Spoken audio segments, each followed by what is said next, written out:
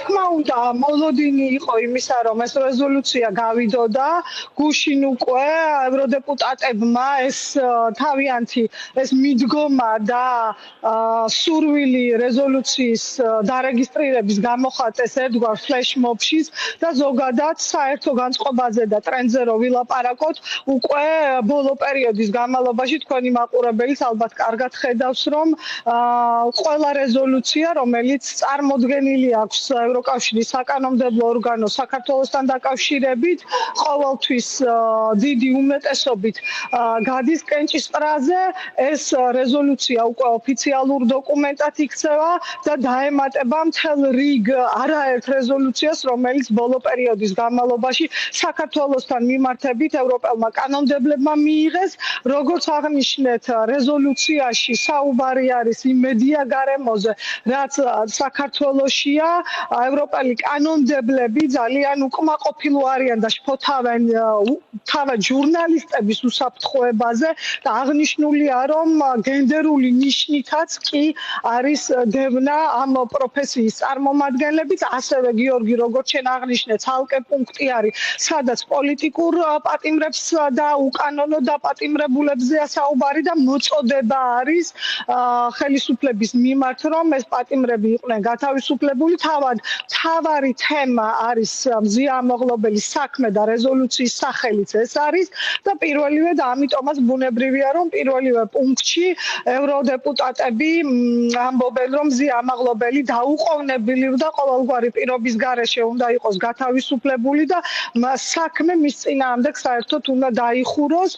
გარდა ამისა, მნიშვნელოვანი ისიც არის, რომ კიდევ ერთხელ მოუწოდებს ევროპარლამენტი, როგორც აღმასრულებელ ორგანოებს ევროკავშირის, ასევე ცალკეულ წევრ ქვეყნებს, რომ თარგეთირებული სანქციებით მოახდინოს ზეგავლენა ქართულ ოცნებაზე. ასე რომ საქართველოს ისტორიაში, დამოუკიდებელი საქართველოს ისტორიაში ეს არის პირველი შემთხვევა, როდესაც ქართველ ჟურნალისტ ქალს, რომელიც აღიარებული არის, რომ არის პრინციპში პოლიტიკური მოტივირებული საქმით დაპატიმრებული, ეძღვნება რეზოლუცია და აღნიშნული არის და ფაქტიურად თავარი ეს არის, რომ ევროკავშირის საკანონმდებლო ორგანო აღნიშნავს, რომ საქართველოში საფრთხის ქვეშ არის ზოგადად მედია პლურალიზმის სიტყვის თავისუფლება და ასევე რთული არის ჟურნალისტებისთვის ამ პირობებში მუშაობა.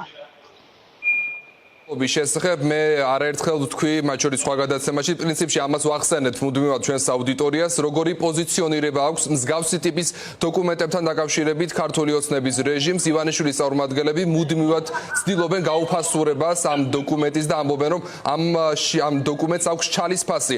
რეალურად რა მნიშვნელობის და წონის არის ეს დოკუმენტი, რომ უთხრათ ჩვენს მაყურებელს?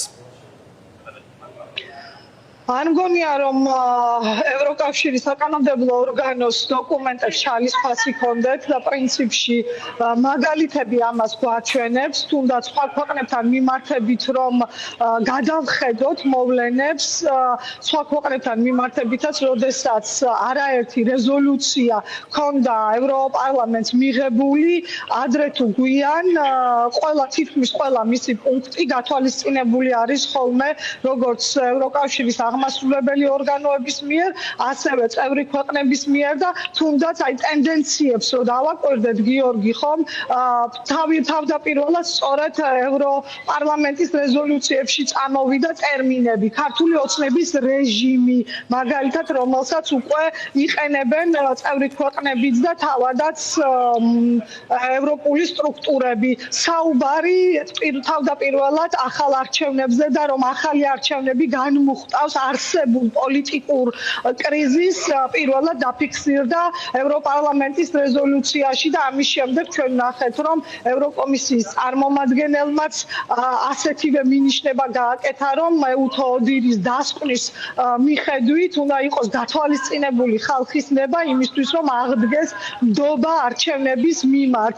ასე რომ პრინციპში იმაზე საუბარი, რომ საერთოდ ზოგადად ამ ორგანიზაციის რომელიმე სტრუქტურის დოკუმენტს ჩალის ფასი აქვს, არ ვიცი რა.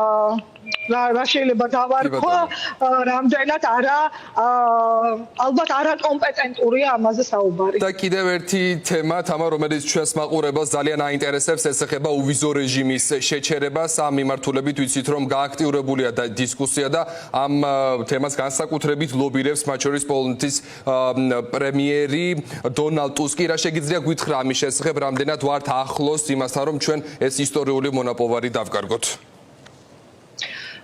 პირველი ის არის, რომ ზოგადად მექანიზმი, ასევე როგორც თქვენმა მაყურებელმა იცის, მექანიზმი უვიზო მიმოსვლის შეჩერების მარტივდება.